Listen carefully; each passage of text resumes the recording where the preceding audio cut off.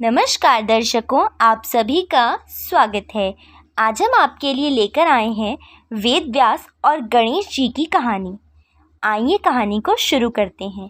गणेश जी और वेद व्यास एक साथ महाभारत लिखते हैं। जब महर्षि वेद व्यास महाभारत लिखने के लिए बैठे तो उन्होंने एक ऐसे व्यक्ति की ज़रूरत थी जो उनके मुख से निकले हुए महाभारत की कहानी को लिखे। इस कार्य के लिए उन्होंने श्री गणेश को चुना। गणेश जी भी इस बात के लिए मान गए, पर उनकी एक शर्त थी कि पूरा महाभारत लेखन को एक पल के लिए भी बिना रुके पूरा करना होगा। गणेश जी बोले, अगर आप एक बार भी रुकेंगे तो मैं लिखना बंद कर दूंगा।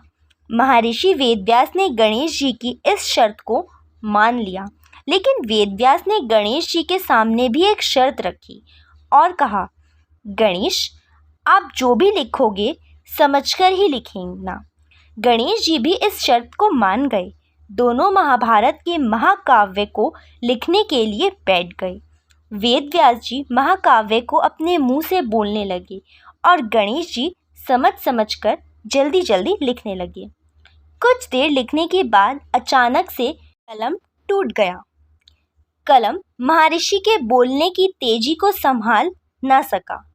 गणेश जी समझ गए कि उन्हें थोड़ा सा गर्व हो गया था और उन्होंने महर्षि की शक्ति और ज्ञान को ना समझा।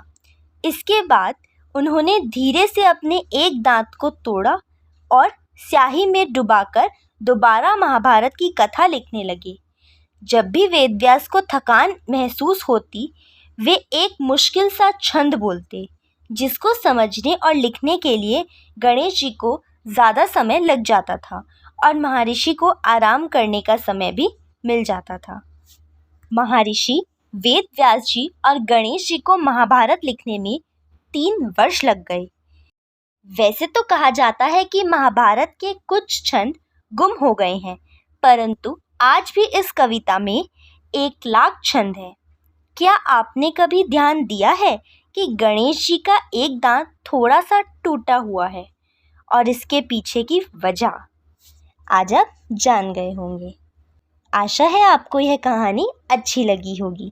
ऐसी और कहानियाँ देखने के लिए चैनल पर जाएं और आप जाकर देख सकते हैं। ऐसी बहुत सी कहानियाँ हमारे चैनल पर अपलोडेड हैं और ऐसी ही और भी कहानियाँ जल्द ही अपलोड की जाएंगी। गणपति बप्पा मोरया।